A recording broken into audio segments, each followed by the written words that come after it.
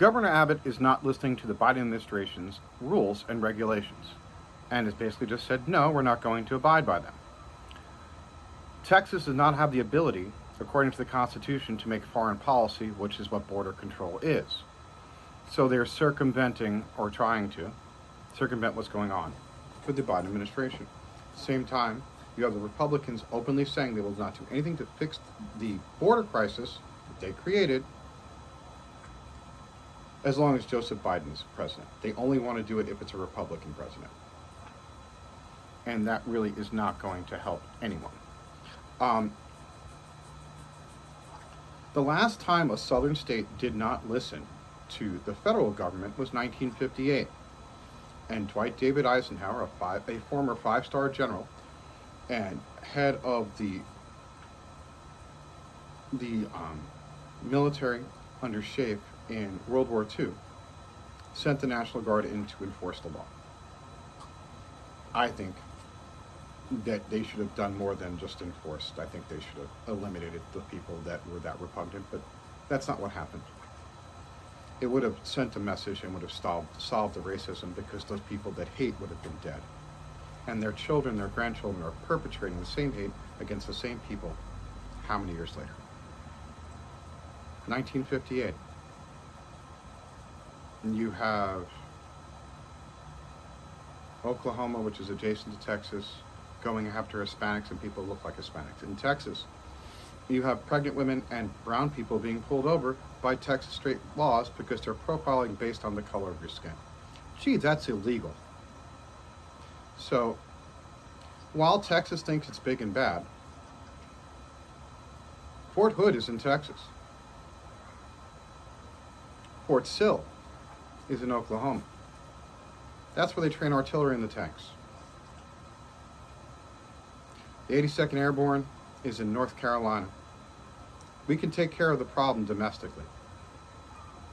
I have no problem occupying Texas and solving the problem.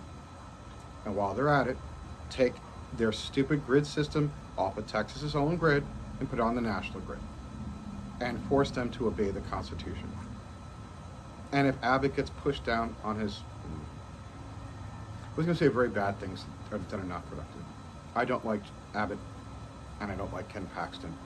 And if there were real men in Texas, neither one of them would be there. But Ken Paxton cheated, which is the reason why Donald Trump was elected. He suppressed 2 million votes in Texas.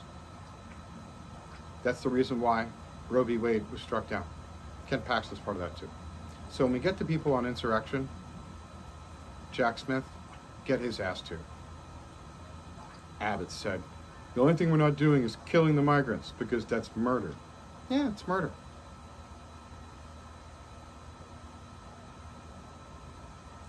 I don't care anymore. I am so angry.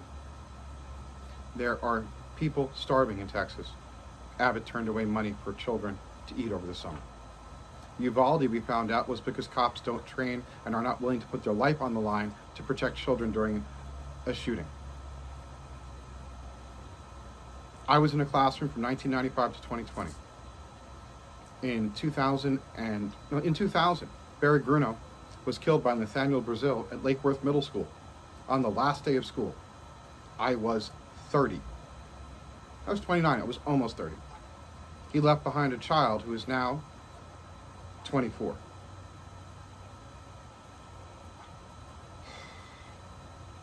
The GOP has been having terrible policy, not just in Texas.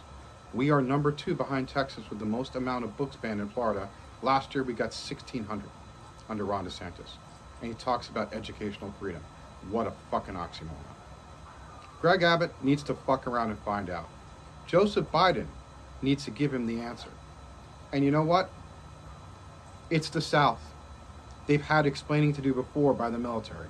I have no problem taking it out on not the people of Texas, the legislators they voted in.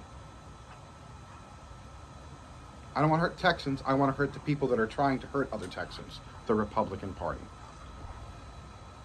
Vote true and vote blue. I am so pissed it's hard to fathom.